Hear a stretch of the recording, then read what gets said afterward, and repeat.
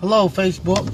This is Michael Sneed coming at you again from starting a business from scratch. I'm coming to you from a car. I'm actually riding out, putting out some what we call bandit signs and a little marketing. So if you see the little yellow stuff sticking out the back and the back of the trunk and in the back seat, that's what that is. It's just the bandit signs I've been out putting out. Today I wanted to talk to you about. I've been talking to you all for the last several months, and I've been telling you about I had a group of friends and they're a group of ministers and high school principals and stuff that wanted to learn how to start a business. And we had tried to get together several times to get together and start a business. Also, that I wanted them to come out and meet my business partners and have them come out and see them so they could see exactly what my business partners do, and that there's not much difference between us and them, and how many assets they had acquired in such a short period of time. And also because I'm kind of the person where I don't have a full-time job employee. I just operate businesses. I'm an entrepreneur. And my friends and the people who operate in that space, in that group, they're full-time employees, and a lot of times they don't want to just leave their job. They want to keep their job and just do a business or something on the side. And that's where my business partners are. They still have their careers and their full-time jobs, and they operate entrepreneurship on the weekends and after work. And so I said they're aligned probably closer together with what my friends and stuff are looking for versus me telling them just be an entrepreneur altogether. Well, anyway, several times I tried to get them to hook up, and it failed. Nobody would show up. Well, this past Saturday we finally got together, and what happened? We went to one of my business partners, a project that they're working on. We went out there and we was waiting on him. We supposed to meet like at 9 o'clock that morning. Unfortunately, he was late this time. He got there, it was about 9:30. When he got there 45 minutes late, he started to tell us about his wife and how his wife was bothering him, didn't want him to go out and do any work that day, wanted to stay at home. Same stuff that we have going on in our community, sometimes with our wives. So it was kind of funny because I've been telling people, hey man, sometimes the sisters get a bad rap. We think the sisters the only ones that kind of nag and get on you. But no, like I said, my business partner, he's from India, and so their women do the same thing. So he griped about that for a second. And then we actually started to walk through their project. And what we've done, he had, at this project that they're working at, they have 3 phases. They got one phase where they bought the property. When they bought the property, there was a daycare there and on the property, but they went and got it rezoned where they could split it up into 3 separate properties. So they got the daycare on one. On the other one, they're actually putting they actually are putting a restaurant, a doctor's office, and a nail salon. Then on the 3rd phase, going behind that, they're actually putting a indoor sports center where they have baseball and all that stuff going on, because it's right there near a city park and stuff. So we walked around, looked at all his projects, and he showed us how they done it, what they bought it at, what they're projected to sell it at. He opened up his portfolio, which I was surprised. He opened it up and showed us, what they brought the property at, how much they put into the property, what they're expecting to make, and not only that, but other projects they are done. And I knew I knew a little bit about my partners, but I didn't know how tight they were on that aspect. Where within his group, there's a group of 10 people within his group that he runs with. And all of them they acquire assets together, but within that group of 10 people, he has the authority to make $1 million decision with no questions asked. Just within that 10 groups, they had so much money tied up into 10 people that if he needs to make a decision up to $1 million, he can make it, and don't have to ask anybody within the group. Because he said that they don't have time to be going. And the other thing too that they were surprising, they're not going to the bank. They're doing it out of their pockets, because they said, hey, when property comes up and opportunities come up, they don't have time to go to the bank. So they got the money to go pay for it, and then once they pay for it and acquire it, then they might go to the bank and maybe take a loan out of it to get their money back to free up some capital and stuff. But they had enough money where, you know, so much money that $1 million, if he had to make a decision about $1 million about something, he'd do it right there on the fly, don't have to ask any questions of anybody. And so I didn't know that was that powerful. But then on top of that, the questions that we was asking them, because I kind of assumed, well, maybe he got a lot from his family, his parents and stuff put in for him to get stuff. So I didn't know his story as much as I thought I did either, because he come to find out when he was in college, how he paid his own way through college. His father, they came here from India. They're up in New York. His dad had a store up there, a convenience store. His dad got robbed at the convenience store, and somebody shot him in the neck. So his dad was pretty much out of it. The medical bills and stuff wiped them out. So how he paid to go to pay his way through college, all he had was a car, and he went and got a title loan for $500 on his car, and he went and bought rented a restaurant. And from that restaurant, he actually slept inside the restaurant while he was in college, and worked that restaurant the whole time he was in college and paid for his college. And then after he got out of college, he sold the restaurant, and he been flipping businesses and property ever since. And he's still working corporate America. So that kind of took away. We thought maybe, okay, they get some special loans, or maybe they have their fathers and stuff gave him a lot of money to get going. But no, he started from scratch, and he has hustled his way through. And we asked him too, hey, how about racism and stuff?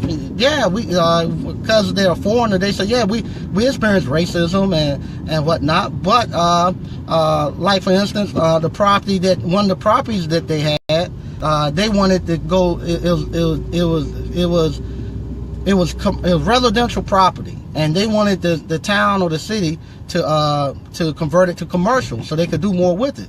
Well, they wouldn't do it. So what they done on the other side of it, they went and got somebody, like they let Food Line come in. So Food Line comes in and say, hey, we got property and we want to put a grocery store there. Well, guess what happens? They might not let me go, but they ain't gonna fight Food Line. So they let Food Line go and change it to commercial. Now they're property commercial. So he said, you do stuff like that.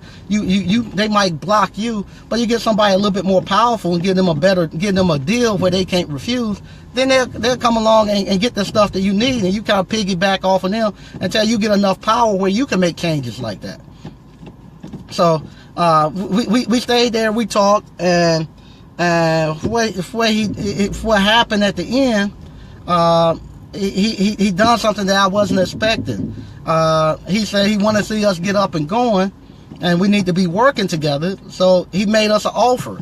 He said, you got two things. He said, in this building right here is going to be a restaurant. The people who was going to put the restaurant in here, they're not coming through as fast as we want. If you want, y'all can have this right here, and y'all put y'all restaurant in here and start running y'all own restaurant. You know, and we was like, whoa. And he was like, don't worry. And this is the other thing too. He said, I want to see you succeed. He said, don't worry about going to the bank and financing anything. I'll finance it out of my pocket, and we'll just be 50-50 partners. Y'all come up with half of what you need. I'll come up with the other half. Get it up and running. Then once we get it up and running, we'll sell it, or y'all can keep it until and we just go 50-50, and y'all just pay me back my finance and what I put up front out the deal. I was like, wow. So I told him up front, I don't want to run a restaurant. I said that no, I don't want to do that. It's a restaurant, the hardest business in the world to run. Just too many variables. You got perishable goods. You know, if I buy too many washers and dryers, I can hold those until they sell. But if you buy too many potatoes, they're gonna rot and go bad. So I didn't want to do a restaurant. So the other thing he said was, well, he said with the group, he has taken over the lead to do. They got one whole community that they're putting like 40 some houses in, and he's taken over that lead. And he says what happened within the group, I got to take over that lead, but I got another block. This is a whole block now. I got a whole block in this other town that I own personally, and I'm not gonna have time to go out and develop that block out,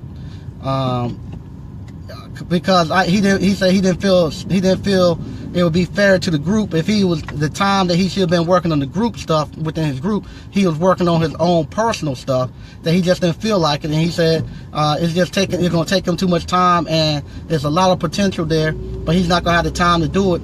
He told us that. He said y'all can have that whole block, and y'all go out there, and y'all the block consists of right now 2 houses and 2 businesses. It's a beauty salon and a barber shop.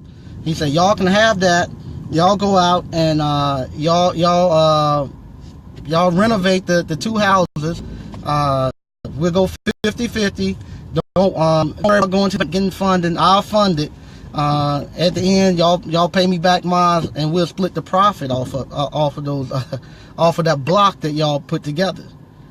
And we was like, whoa. And he said, just let me know which one y'all want to do. So after he left, the guys that I was with, I had been telling them this how these guys run, man, and people want to see African American men. Believe it or not, other nationalities, everybody's not against African Americans. Some people want to see us come up and do what's right, and they know there's struggles, and they know that sometimes that we gotten a bad rap on some things, and they know a lot of the entrepreneur stuff has been taken out of our community, and they want to see it come back and see us do well. So we talk about it, and so what we're gonna do, we actually gonna have a conference call tonight. We're gonna actually gonna try our hand. We're gonna try to take that block, kind of like what I guess I've been hearing Rick Ross and all them say, buy back the block. Well, my business partner dumped a block, and right now it's a predominantly black neighborhood that's going through gentrification, but he gave it to us and said, hey, it's y'all, make it to what you want to make it out of, and don't worry about financing. I'll finance it. Don't have to go to the bank. Y'all, we just gonna split stuff 50-50. Y'all pay me back. We're gonna, all the costs and stuff we split 50-50. Once we sell it, after wherever we owe him as far as financing and stuff, he's gonna he's gonna take his portion of that back, and then we're gonna split the profit 50-50. Or if we want to keep it, that's if we sell it. We might keep it, especially the businesses. We'll keep the businesses there probably, but after we sell 1 or 2 houses there, we'll be in the clear. We'll be in the clear on that thing. So that's what we're gonna do. We'll have a conference call tonight with the group that I met with on Saturday. And now what we're going to do on Sunday, we're going to go actually start walking that property and seeing what we're going to have to get it up and going. So with that, hopefully I'm going to talk to the guys tonight and say, hey, I think everybody needs to see what we're doing and see how we're going to be putting this thing together. Maybe they'll be okay, because I talked to them the other day about we need to be documenting this thing on Facebook and stuff, and a lot of them don't want to do it. Especially with the educators, because of the school systems and stuff like that. They don't want, they just totally afraid of doing anything with social media. But like I said, they gave us a whole block. He gave us a whole block and said, hey, it's y'all to make what you want out of it. And so we're gonna get together tonight, start seeing who's in and who's not. Probably on the 20th, we're gonna have what we're gonna call where everybody gotta bring earnest money. To say, okay, if we're gonna do it, you gotta bring this much money over to when we come meet, and we're gonna start chopping it up and go. And right now, I would like to tell y'all where it's at, but because there's some businesses and stuff involved, to be mindful and respectful to those businesses, I won't tell you exactly where it's at right now. Once we get moving a little further, I'll go out and I'll take pictures and do a before and after, let everybody see that, and bring y'all along on that process too. So yeah, we finally got together. My business partner gave us a whole block, 2 houses, and a barbershop and a beauty salon is on there. The barbershop and beauty salon is currently functioning. It's been renovated, beautiful inside, and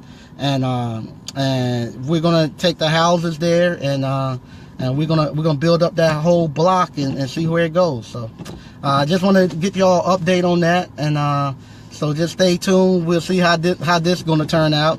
The store right now, we ordered the mattresses. The mattresses will be in about another 2 weeks. We're out here now, just doing some strong marketing, trying to get things up and moving. It's actually coming along a little better. Hitting a couple of growth spurts again that we're gonna have to address. To just get realigned, and that's it. So thank y'all for tuning in. Keep a watch out, and I'll come back in about another week or so. Thanks.